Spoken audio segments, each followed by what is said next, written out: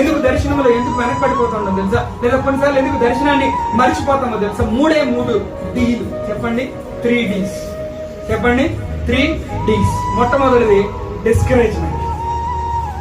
మనం దర్శనంలో ముందుకు కొనసాగుతున్నప్పుడు మనం అనుకున్నట్లుగా పనులు జరగలేదు అనుకోండి, మనం ఏమవుతాం అంటే వెంటనే డిస్కరేజ్, నిరుత్సాహం కలిగి. రెండవది డిసొబీడియన్స్, అవిధేయత. యోనాని దేవుడు నినివే పట్టణం వెళ్ళి సువార్త ప్రకటించమంటే అవిధేయతోటి పారిపోతూ ఉంటే దేవుడు ఏం చేస్తారు? తిరిగి మరలా బుద్ధి చెప్పి తీసుకెళ్ళి.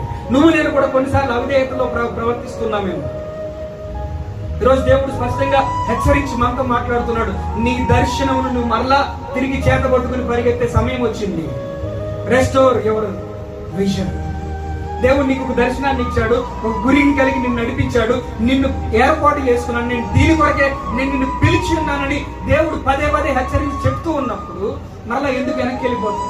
ఎందుకు నిరుత్సాహపడిపోతావు? ఎందుకు అవిధేయత కలిగి జీవిస్తావు? థర్డ్ ఏంటంటే డిస్ట్రాక్షన్ ఏర్పడింది.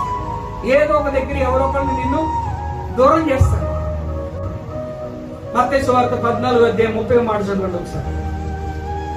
మత్తయి సువార్త 14:30 మాట. ఇక్కడ యేసయ్యను చూసినంత సేపు అంట పేతురు నడవడం ప్రారంభించాడు. యేసయ్యను చూసినంత సేపు నీటి మీద నడవడం ప్రారంభించాడు. కానీ ఎప్పుడైతే గాలిని చూశాడో, ఎప్పుడైతే డిస్ట్రాక్ట్ అయ్యాడో, ఎప్పుడైతే తన కన్నులు పక్కకి తిరిగినాయో, అప్పుడేమైపోయాడు? మునగడం ప్రారంభించాడు, భయపడిపోయాడు.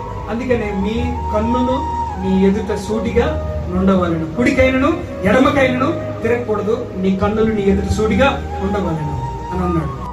ఈ 3 Dలు నిన్ను పక్కకి లాగకుండా, ఈ 3 Dల ద్వారా నువ్వు పక్కకి వెళ్ళిపోకుండా నీ జీవితంలో నువ్వు నడిపించబడే వ్యక్తిగా ఉండాలని దేవుడు ఆశపడుతున్నాడు.